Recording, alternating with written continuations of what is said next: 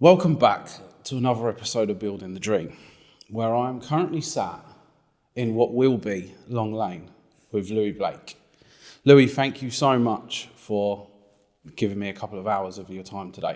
Of course. Well, This is a project that I have followed. I came across it on Instagram and it just looks phenomenal. What you're doing looks incredible. So I wanted to come and talk to you about it. But about Long Lane, about what you're doing, and also the sort of vision behind it, the hurdles you might have had to cross along the way. So what does, when you first thought, let's take this building on and do, how did you feel? What was going through your head? What's the vision behind it and what spurred that on?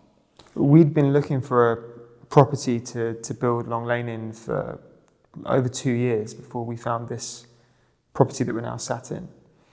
We had quite specific criteria. We wanted to have around 40 to 60 acres was the ideal size. We wanted some interesting topography, not just farmland. We liked the idea of a large country house that we could redevelop. And whilst there's lots of such properties in the market, finding a property that had the correct planning, that was the right location, area, that had all of those things that we needed was very challenging. We had 2 deals fall through. So by the time we got to this one, there was doubt we were actually ever be able to find a property that would be right. And so when we came across this property, it wasn't on the market. The owner didn't even particularly want to do the deal.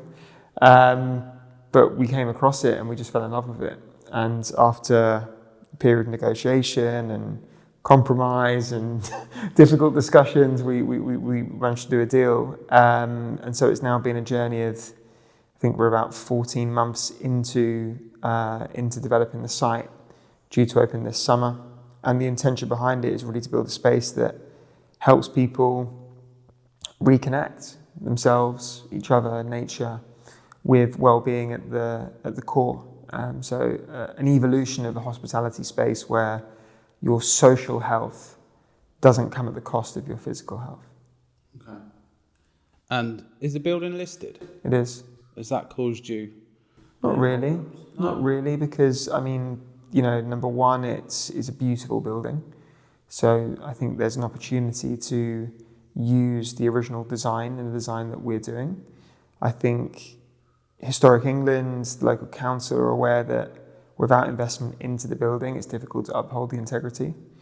And we're breathing new life back into what is a beautiful building. So I've worked with listed buildings before in previous projects, but no, it hasn't really been a challenge. I mean, a lot of our concept is built around natural materials, and the time in which this property was built, there were only natural materials because it's almost 200 years old. So it's actually quite fitting for our concept to work with a building that predates any of the kind of more toxic materials perhaps that are used today. It's a big thing in the industry at the moment. A lot of people are a lot more conscious about what is going into properties like this. How is obviously we're mixing wellness, nutrition into how a space feels. What's your vision for someone walks into Long Lane, they don't really know much about it, they're visiting for the first time. What's your sort of vision of how you want them to feel? It's a feeling of harmony. You don't necessarily know why, but you feel great. And it's because the building is designed to mimic the human nervous system. It's designed to be adaptable, light, air, water, etc. And to create an environment that's symbiotic with human biology. So we'll remove chemical inputs, we're going to remove anything that could stress the system and create a living space that adapts to the needs of the human throughout the day. So we're looking at circadian lighting, how lighting impacts your ability to sleep, to wind down, to wake up, the quality of the water that you consume, that you wash with, the fragrances in the space being natural and mood enhancing and appropriate to the time of the day. So it's thinking about the space not as fixed but as adaptive and as something that's complementary to our biology, not working against it. And I think traditional design has been aesthetic has been at the forefront, and there's sometimes been a compromise or a lack of awareness around the potential negative implications on our health based on striving for a design aesthetic within a budget range that allows you to actualize that, where natural materials perhaps have been not preferred because of the cost that goes with them. We're designing for human health first and foremost. Beauty is functional insofar as it makes you feel good in a space, but it shouldn't come at the detriment of your health. Yeah. Has it been, because of what the values are for Long Lane, has it been difficult finding the right materials? Has it been a process that's been a lot harder than you thought? It's certainly more expensive. Yeah. But I mean, your values, your guidance system. So the brief, which everyone on the project is very aware of, is natural only, organic only. So there isn't an argument over it. There's no question. Yeah. That's the only option. That's the only option. Otherwise, everything you're building isn't going to be built to right, and also just the transparency that we've been building this in public. Yeah. So we're documenting everything that we do. So it is fully open. So we want to be held to that standard by people that are watching. So that's with intention. That's to be transparent and show what actually goes into these buildings. And it's hopefully to raise the standard of what people come to expect when they go into other places. And certainly as a customer, I want to spend time in spaces that are taking the same approach. And I think we're all aware on the impact of building with materials that are harmful to our health. We'll start to ask when we visit spaces what materials are being used, which in turn will hopefully encourage people to use materials that are a lot healthier. It's becoming more and more of a big thing in what I see daily in the industry. It's like a lot of people don't know that some of your Chinese engineered oak, the glues they use to fit the boards together does have poisons in it. If you've got children crawling around the floor, it can. So that's where we, or surfaces, we want to, again, align with very much with like what you guys are doing. That's why I thought it was really important to come and have a conversation with you, because you know more about the wellness side of it than I do. So I really wanted to come and have this discussion. The basic rule of thumb on that is that anything that's natural is good, yeah. Right, for the most part, right? And anything that's synthetic is going to be more challenging. Essentially, you're trying to mitigate placing the body under undue stress, and the body's in harmony when it's in connection to things that are made by nature for the most part, things that are good, so it's why you feel great when you walk through a woodland, yeah. When you put your feet into soil, yeah. When you're in a home that has clay walls, oak floor, like these are natural materials that you're interacting with, versus a solvent or a glue or something that's making the body work to protect itself. Yeah, I think it's important, especially for what you guys are doing, and I want to commend you on what you said about your showing your whole journey. You're not hiding it from anybody, and that shows in the industry, because as I said to you before we start recording, there are a lot of people following this project, which I think is incredible, and it's a really good thing because you've got eyes on, and I guess for you as well, that pushes you even more. How is it? So you took the building on about 14 months ago. You've stripped everything back. We're sitting in, this is going to be a lounge area. How's the process? So what's the next process now for you to get this place from the vision to the dream? Yeah, I mean, I think we were blissfully naive on the timeline. It's fair to say. Obviously, we had an intention to do the project as quickly as possible and get it open, but there's certain things that are outside of our control, planning and weather, and things have to happen in a certain order, as you know, on large projects. So we've completed the strip out. We've done a lot of the landscaping work that we can do in terms of the farm, in terms of the car park.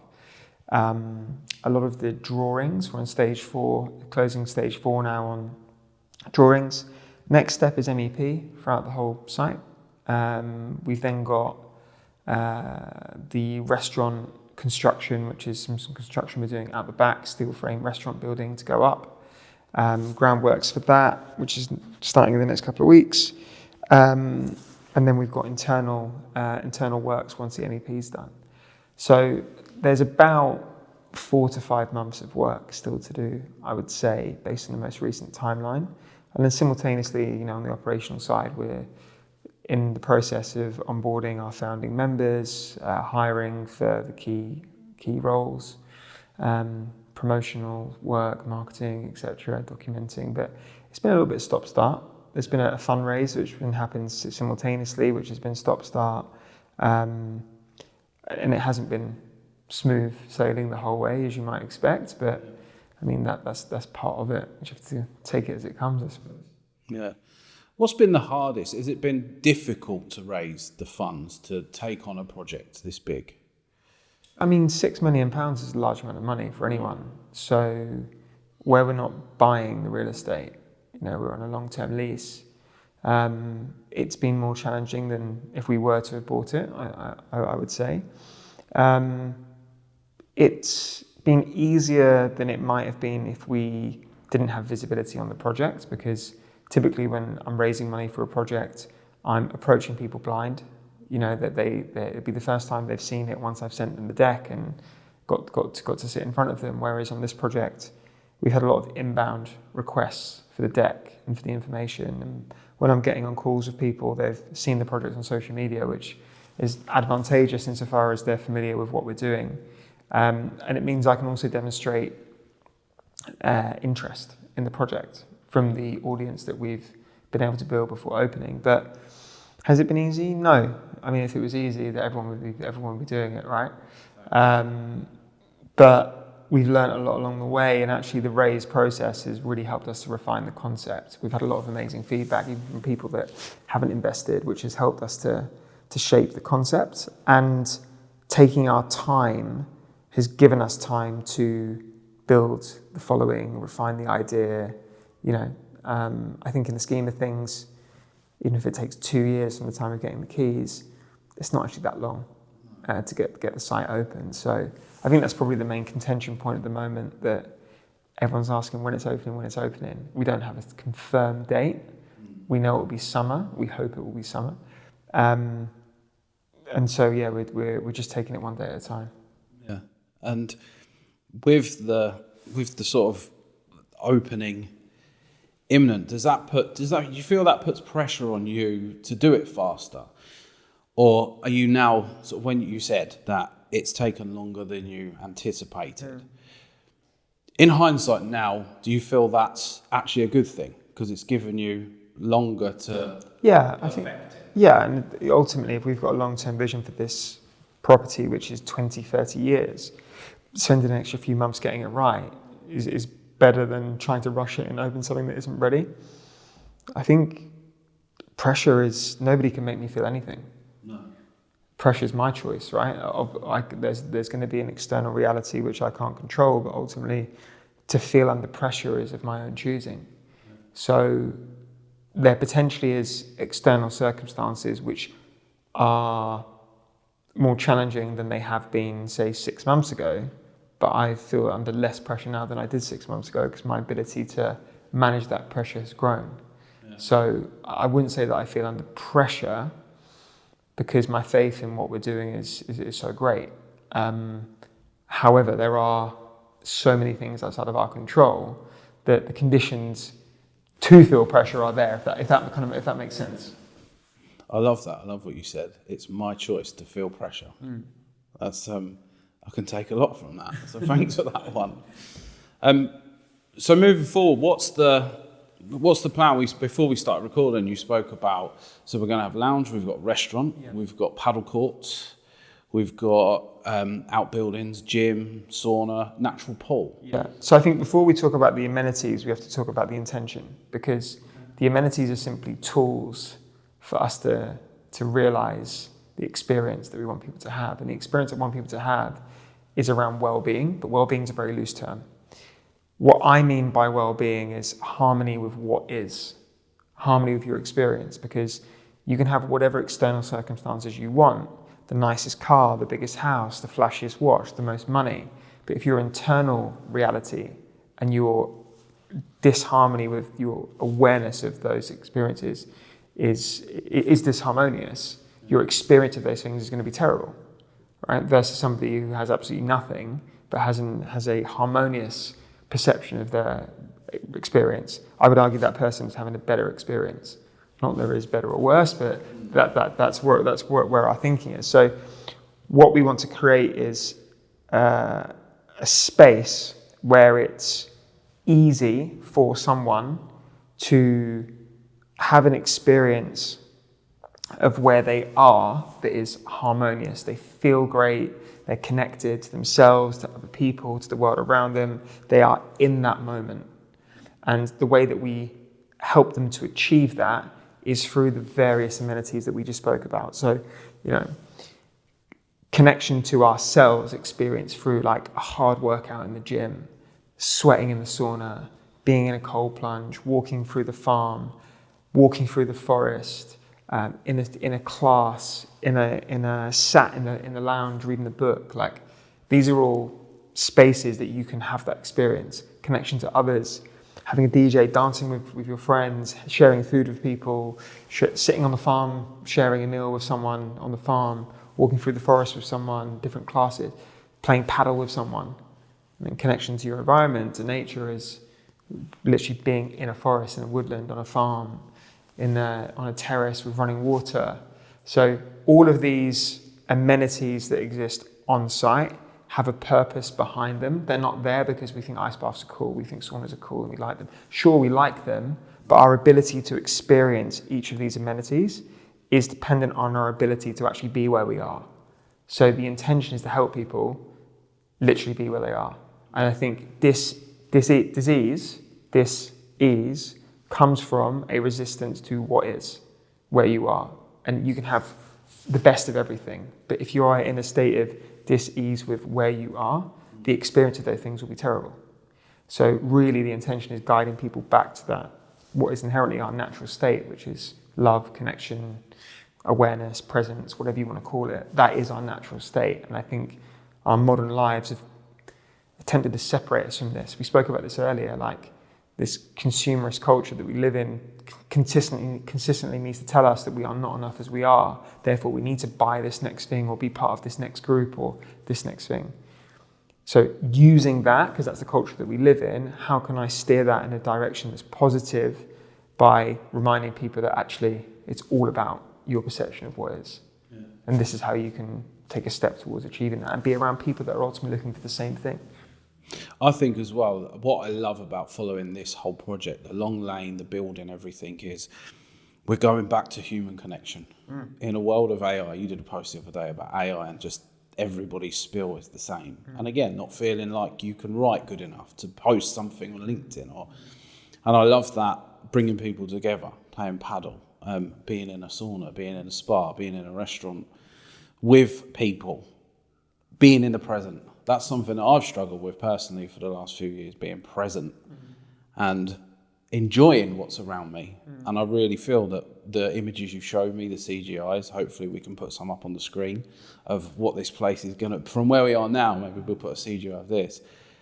It's going to really help people enjoy that space and not be thinking tomorrow. You can then tap into that with whatever you take from the space. You can then tap into that wherever you are, right?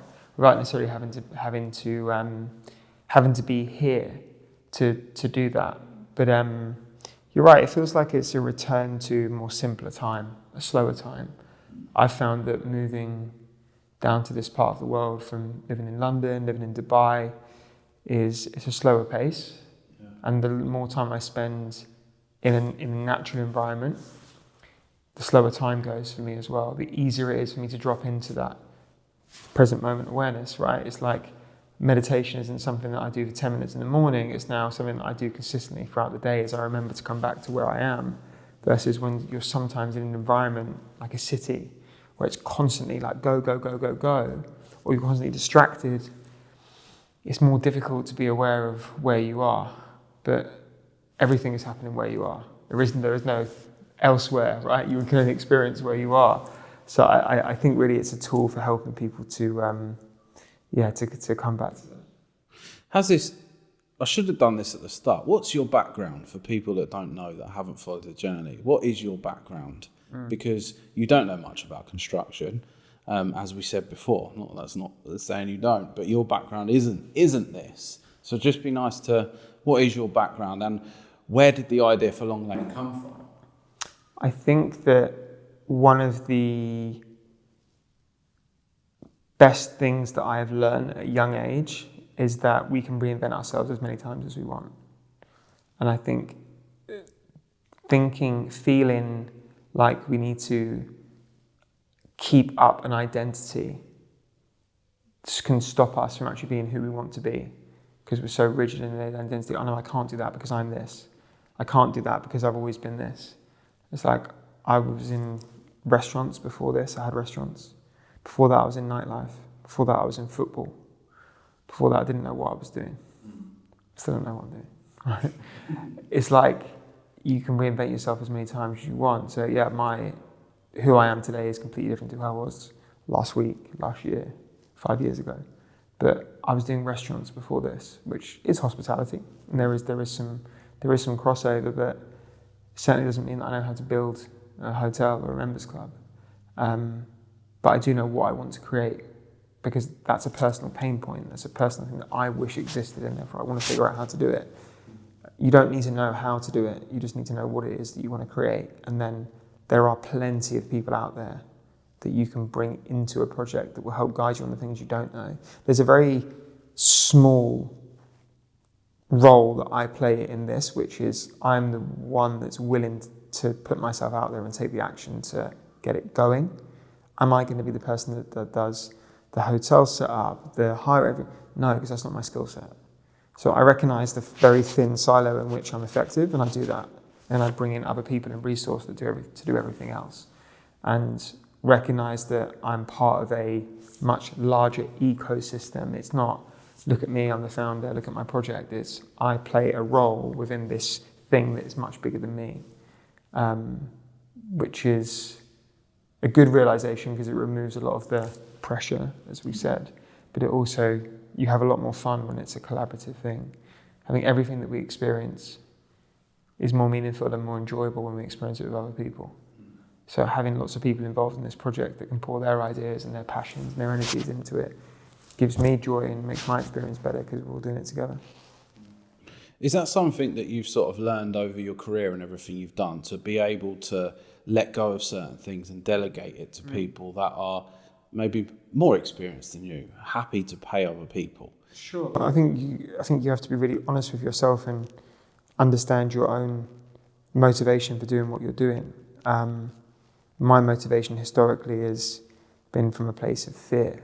It's like, I need to do this to prove that I am worthy, or that I am enough, or I need people to validate me because I don't believe in it myself, and so I'm going to build this business and look great to everyone else. And then the outcome of what you build is never as perhaps good as it could be, because it's from a place of fear, and you at least can't experience it in a way that's as positive as it could be, because it's coming from a potentially negative place. And you hold on to that as a fuel source because you believe that's the only reason you've been able to build it, is because you're driven by that. Not enough, not enough, not enough. That causes people to try and really control the thing and hang on to it. I think I learned that the hard way. Building things so that other people would think that I was however I wanted to be perceived. Pretty exhausting doing it like that. What would your advice be to anybody? I think we know, but what would your advice be to anybody undertaking any sort of building, renovation project that has never really done it before? I think you have to go through it sometimes, right? It's great if you can learn it without going through it, but I built my first restaurant and wanted to prove to everyone that I could do it. And in the process, I lost a ton of money because I didn't know how to do it. If I'd have had the humility to bring people into the project that had done it before and that could guide me, I would have learned a lot faster, and I would have saved a lot of money. So I would advise people, if they were asking for my advice, to work with people that know what they're doing. But I also recognize the value in me having that experience, because unless I would have taken that approach, I wouldn't have learned to know that now, which is what I'm using on this project, right? It was the awareness that I don't know how to build this, so I want to go and find the best people in the world that do, and resource the project appropriately so that I can pay those people for their time to be part of it and to help me understand how to do it, but also to do it for the project as well. Mm-hmm. I guess, like sort of we said, there's a lot of aspects to this project, this build, from sort of helping people sleep better. Is that something that you've sort of learnt from hiring in professionals, or is that something that you've researched yourself and know enough about to? I think any project that I've done, there's been an element of like an extension of my own experience and what I've learned, right? So the reason I want this space to exist is because it's exactly the kind of space that I want to spend time in. And I've understood the benefits to my own health by engaging in a lot of the practices that will be available here. And that's informed some of the decision making around how the sleep spaces are constructed. I sleep like a baby, like 8 to 9 hours a night, every night, unless I'm traveling. I fall asleep within 5 minutes. I have deep sleep. I sleep great. That's not always been the case. So what I've learned, I obviously work with people that are better informed than I am as to the science around that, but that's been informed by my own experience, supported by experts. Same with recovery, same with training, same with nutrition. I'm not saying that I'm an expert in any of these things, but I live and breathe it. Yeah. So I'm experiencing excellent results, which I'm very public about. I put my blood work up on Instagram, I put my sleep scores, I put my biological age up. Like, this is not because I'm like, look at me, but it's just like, this is what I'm doing and it seems to be working. I'm not trying to tell anyone what to do, but this is me sharing, if it's helpful, what I found to be effective, because I have been at the other end of that, where I've had poor sleep, poor gut health. I've been older on my biological age as a marker than I actually am. I've had poor blood work. I felt terrible as well. So I think there's also an element of like, I know what that feels like. And if I can potentially help people to feel better, because again, tuning into that experience of what is, that isness of where you are, is so much easier when your body feels good.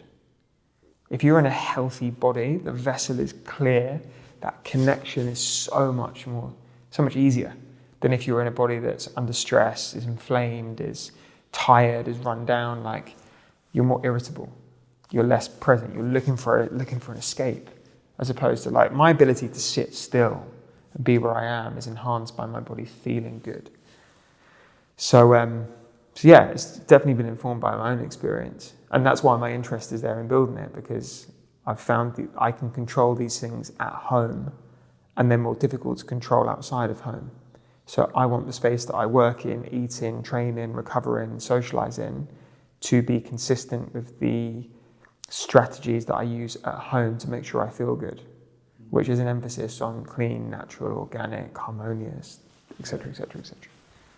Yeah, it's really interesting. What kind of things, what kind of things are you going to incorporate into the bedrooms in Long Lane to sort of help people get a better night's sleep? That's, for me, interesting, sort of, because I have no idea. Okay, like from a tech perspective, 8 sleep mattress topper, thermoregulated mattress. So a mattress that will adapt to your body temperature to create the optimum temperature in your bed for you to sleep, in terms of when you fall asleep and when you wake back up. Red light panel. Before I go to bed, I use a red light panel. Works for me, feels great. I've got a PMF mat, which works for me as well. It feels great. I've got good air quality, air circulation in the room. Pitch black, like dark. I've got natural fabrics on the bed. I prefer organic linen, using natural dyes or undyed. And then my specific wind down routine, reading before bed, meditation, breath, journal, having toxin-free products in the bathroom that I'm putting on my face and my teeth, etc. Again, I'm trying to wind down, drop into that relaxed state, which is supported by ensuring that I'm not taking on anything that's putting my body in a stress state. So the opposite of that may be blue light straight in your eyes before you go to sleep, stress response being activated by seeing like random content on your phone, light in the room, toxic material, chemical dye on your skin as you sleep, room too hot, room too cold, blue light on the light bulb, overhead lighting versus side lighting. Like all these things can either improve your sleep or challenge it. So there's a lot to do in the. There is, but the idea is that we make it simple, so you haven't got to think about it. Yeah. I don't think about any of this stuff because it's just what I do. It's just, but I mean, for people coming and staying at Long Lane, and they're going to, so you're going to have. You can be passive, right? Yeah. So you can go into your room. The mattress you can set up, regulate for you. You've got the red light panel. You sit there before you go to bed. You're using the products in the bathroom anyway. You've got the iPad there with the red screen activated. You can do a routine that you can follow in there if you want or not. If you don't do anything, you just get in bed. You're going to have a better night's sleep. Yeah. You can't hear anything here for one, right? So you've got no noise pollution. You've got no light pollution. You're in a temperature which is supportive of a good night's sleep, and you're wrapped in a natural material that's not triggering a stress response in your skin. You are going to sleep better regardless. That's a lot to sort of, I guess, from when you're designing each room, you're designing each bedroom, you've got to make sure the airflow's there. You mentioned about water as well. What are you doing at Long Lane to sort of make sure that the water we wash with and things, is there anything you can do to? Yeah. Well, I mean, water in UK tap water has fluoride in it, right? Which is a neurotoxin. You've got chlorine, you've got heavy metals. So first thing we do is remove all of that at source. So that's reverse osmosis water system. It strips that out, we mineralise the water, that becomes the water that's drinking water and that's water in the bathroom. So any water that you interact with on site will be purified water. Water, without going too woo-woo, also has a frequency. So all through these walls around us, there's pipes. Water has a field which comes off it, right? So you and I right now are in a field that is interacting, that is from an energetic field that's coming off that water. So as a space is influenced by all of these energetic inputs, water being one of them, that water is flowing through the walls around us. So these are subtleties which you may or may not believe, but if you want a more practical example of literally drinking the water, it's, again, creating a different response in the body to drinking water that has come out of a tap that hasn't been purified. So whilst all these things can seem insignificant, if you add them up and compound them over time, there's a huge difference. I know that through living this way for the last 8 or 9 years, I look younger now than I did when I was 27, 28. I'm 36. I feel younger now than I did when I was that age. I feel so much better. My blood work is better. Like, I know that this works because I've been doing it for this long. And you also don't have to. You don't have to come here. You don't have to do anything that I'm talking about. No, no, but it's it's really interesting for me because I've worked on projects where people don't care as long as it looks good. As long as it looks good, they're fine. Whereas it's really interesting talking to you because it's not just about how it looks. It's about. I think you can go down a let's call it a line of inquiry. Why do you want it to look good? Okay, because I want it to look good to other people. Why do you want it to look good to other people? Because I want other people to validate me. Why do you want other people to validate you? It always comes back to how you feel. Yeah. You were just looking in the wrong place. Yeah. So forget all that. How do you feel? Yeah. That always comes first. Then you don't care what anyone else thinks. It's always about your relationship with yourself. It always comes down to that. So why do I want my house to look beautiful, right? I want to appreciate the beauty in my house. Again, okay, that's making me feel good, great. But when I feel good, I can find the beauty anyway. Yeah. So I feel like, beauty, I said this earlier, beauty is functional because when we witness beauty, I call it like we see the God in everything, we see the love in everything. Like the witnessing of beauty is the dissolution of separation from us and that thing. If I see something that's beautiful, I'm recognizing God, love, etc. in that thing, and there's a removal of any kind of separation between me and that thing. That makes me feel good. So beauty has a function in a space, but I would argue when most people are building spaces purely for aesthetic at the cost of how that impacts their health, the reason that they're choosing beauty for that space is not because of that connection to that space. It's at the cost of their own well-being, in the case that you mentioned, because it looks good to other people, which is still seeking dissolution of separation, because in order to be received by other people, I would then need to be connected to that person. So you're looking for the same thing, just in a different way. But it all comes back to how you feel. So I think you can still build for aesthetic in a way that's still healthy. It doesn't need to come at the cost of being healthy, but maybe it comes at a monetary cost that you can't afford, and there's a trade-off, which can be the case as well, right? It's always a thing with like budgets. I hope you don't mind me asking you this. How has it been did you put a estimated and then you've massively blown it, or have you kept in because of what you've learned along the way? And Yeah, I mean, we set a budget first that, again, we had an architect and some support in terms of trying to understand what the total cost would be for the whole project. We went like 50% over very quickly, and it's been capped there, and we've been working backwards, and we've been able to value engineer probably in a way that is non-traditional, because we've got a large audience, a large following. I can work with brands on terms where I don't have to use cash as a form of leverage. I can use audience, I can use content, I can use other things. But we've brought the cost back down to a level where the raise that we've completed is sufficient to cover the cost to build and have our operational cash flow in place. This is more of a refurbishment than a construction project, because I'm only building 2 small extensions on the main house and the coach house. Everything else is internal works, which is mostly cosmetic. Obviously, I'm adding equipment. There is some light construction outside, but it's mostly internal. So we're circa 5 million in terms of total build cost for the entire site. There or thereabouts. Yeah. That's not including some external contributions and stuff like that. So probably 5.5 mil, which you could spend 30 here, and you probably wouldn't look much different. Yeah. Oh yeah, it's really interesting. Has it been tough to sort of, you say you reverse engineering that from the budget, and you can use personal brand, you can use network, you can use people.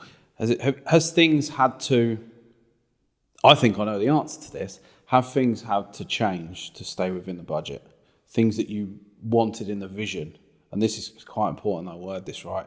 Have you changed your vision to stay contingent within a budget? We haven't compromised on values to manage budget. I just cut things out or put it into phase 2. Yeah. My intention was to have more rooms phase 1, but we couldn't have more rooms maintaining the values that we have, so we have less rooms. Yeah. So no, value is the most important thing. There's time to do more later.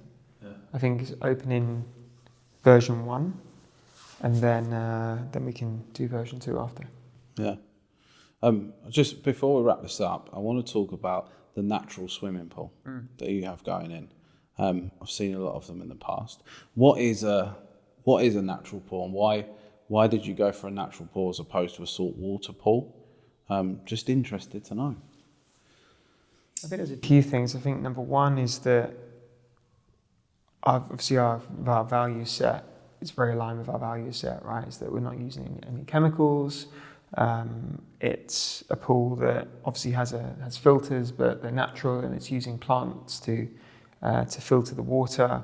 The shape and the feel is very natural. Like, it looks like it could have been naturally occurring and in the design. And it's the reality of what you would experience if you were outside in nature at that time of the year, right? In winter, it's going to be cold. But that in itself is an experience that you wanted to have, and it would just be inconsistent with our values if we were to put a chlorine pool in, for example. Salt we thought about, but again, I just felt like natural pool was more consistent with what we're trying to do. We have a sauna next to it, so you can warm up pretty quickly if you want. I love the aesthetic of them. I think they look great, and I think it's the kind of thing that I could get quite fired up about doing in December when it's cold outside and it's a bit of a challenge to get in. I think all of us need more opportunity to be uncomfortable. Yeah, I think agree. life has become so convenient, comfortable, easy, and not to say that, you know, life shouldn't be enjoyable, but I think there's certainly a value to putting ourselves out of our comfort zone on occasion when it's of our own choosing, and that will certainly be the case when you get in a cold pool in December when it's cold outside. Yeah, it's. I said this on my passion project the other day, my podcast, that it is so easy to be comfortable, and being comfortable, you're not going to progress anywhere further in life. It's easier in the moment to be comfortable, but it's not easier longer term. And if we can, I don't want this to sound contrary to the conversation we had about being present, and I don't believe that it is, but I think for many people, we can slip into choosing short-term gratification, satisfaction over long-term benefit, right? Which is things like, okay, that's comfortable now, I'll choose that now, even if the long-term effect is something that's more negative. Like the sugary craving, the impulse that I have now versus the long-term impact of what that will mean. So I think, you know, personal restraint and awareness around what those drivers are is really important. Okay. What's your sort of 5-year vision for Long Lane? I mean, I'd love to say I know what's going to happen in 5 years, but I've got no idea. But what I would like to happen, as it stands today, is for people that are part of this club to say that their life has improved because it exists. Would be a mark of success. And then I would like to do another one somewhere else. Yeah. Within that time, just for my own play at it. This is all play at this point. Right? This is fun. This is the thing. Like it's it's fun. There'd be a lot of people that wouldn't say that this is fun. Is that because you feel like good within your body and you're so the values that you hold for this build, you're so strong? I mean, what's the point if it's not fun? No, well, yeah, that's very true. What's the point? I'm going to do it anyway, so I might as well have fun doing it. And, you know, like, yeah, it has to be fun. Yeah. Like, we're here in this lifetime once, in this lifetime, and we've got a finite amount of energy, time, resource. I think for me, it's about using that for something that you feel connected to, that you're going to enjoy, that you can really get into, and feel that you're doing this positive. So yeah, it is fun. It's really fun. Like I wake up every day and like, man, I'm so grateful that I get to do this. Like it's amazing. That is like music to my ears. That is. The amount of people that are, oh God, the project. Oh my God, it's just a never-ending thing. And it's lovely to sit here. I try and catch myself. Like, don't get me wrong. Like, when people ask me how it's going, like I've had to really. There's been days where it's been really challenging, right? Not to say that it's still not fun, but it's challenging and it can be overwhelming. And I think we have to be really aware of the words that we use and the perspective that we take. And even in those days, trying to make it fun. Like Harrison and I are quite good at reminding each other, like, let's enjoy this bit. Because this bit is going to make it worth it, right? Like if this was just smooth sailing and we launched in 8 months, we raised the money easily, we opened easily, everything was easy, I feel like it would mean less. It's almost like we're really earning the satisfaction of how it will feel when we open because we've had to work. I want to work for it. I want to put in a shift for it so that when it opens, I can say, yeah, we did that. That's the reward, right? It's like we use like a football analogy. Like if you're 2-0 up at half time and you win 3-0, it's like, oh, cool. You're 3-1 down at half time and you win 4-3 and score in the last minute. How much better is that? Yeah, it's very true. It is very true. Well, how can people find out more about Long Lane? All over Instagram, man. Everywhere. Can't miss it. That's it. Yep. I want to say thank you for giving me a couple of hours of your time. That's been really good, really thoughtful for me as well. So I hope the listeners have enjoyed that. And I would love nothing more than to come and sit back here in 9 months' time with you in this room with sofas. Hopefully we're sat on a sofa at that point. Talk about how it went from the end. Appreciate it. Thank you very much, Loui. Thanks.